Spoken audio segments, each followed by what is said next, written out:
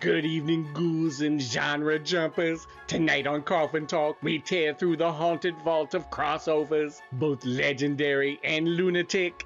This is horror crossovers that actually happened, the monstrous mashups you thought were fake, the real ones you missed, and the absolutely absurd combos that almost crawled out of development hell.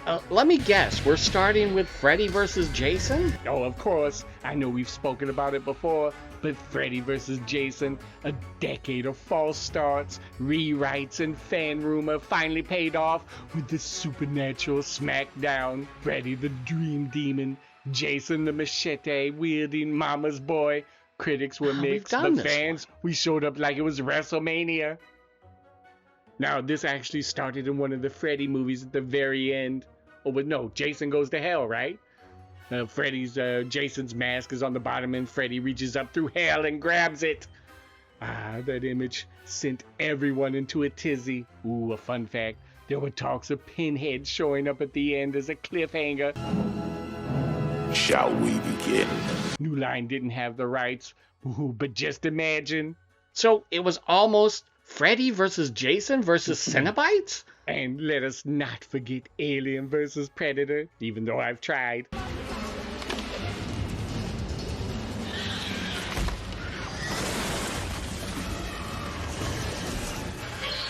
It was first teased in Predator 2, realized in 2004, it mashed sci-fi and horror and inspired sequels and films and comic book spin-offs.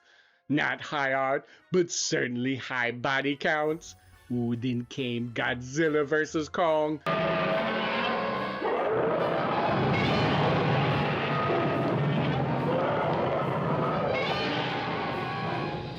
Two titans from different studios trading blows like it was a kaiju boxing match.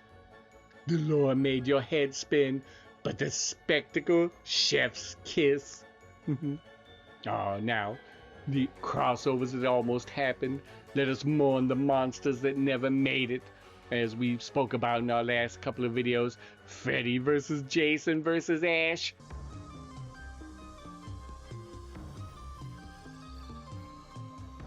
Sam Raimi was on board, Bruce Campbell was in, but New Line backed out. No, those cowards. Ooh, don't forget Michael Myers versus Pinhead. Yep, Halloween and Hellraiser almost collided. The pitch involved Myers going to hell and facing the Cenobites. Sadly, Dimension Films couldn't make it work.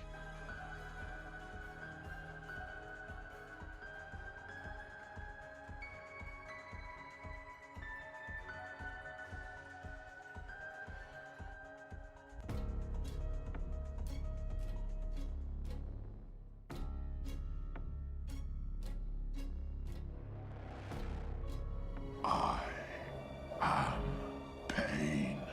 Oh, and then Chucky versus Annabelle.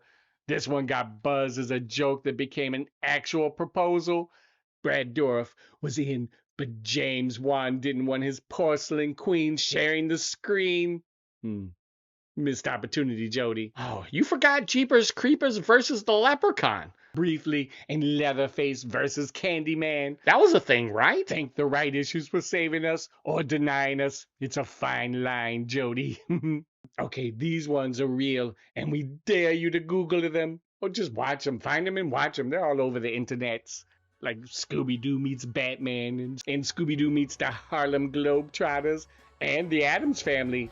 Oh, and Elvira. Django vs. Zombies, a canceled Italian film from the 80s that somehow made it to early poster art. Oh, my favorite. Abbott and Costello meet Frankenstein, and the Wolfman, and Dracula, and the Invisible Man. These were Universal's gateway horror comedies that still hold up today. Didn't Archie fight the Predator in a comic once? Oh, he did, and Riverdale. He never recovered. Now that we're living in the age of cinematic universes, horror is due for its big crossover comeback. Imagine the Conjuring universe meets Insidious. Stranger Things meets Silent Hill. Vincent versus Krampus, the final Noel.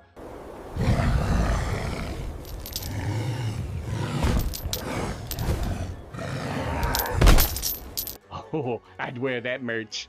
Crossovers work because they play on our deepest fan fantasies. What if Dracula fought the Wolfman? What if Ghostface called Jason's camp? Horror thrives when it's unbound, so mash it up, slash it up, and raise the stakes. Next week, Cryptid Karaoke Night, Nessie versus the Mothman. Oh, Jody, I would pay to see that.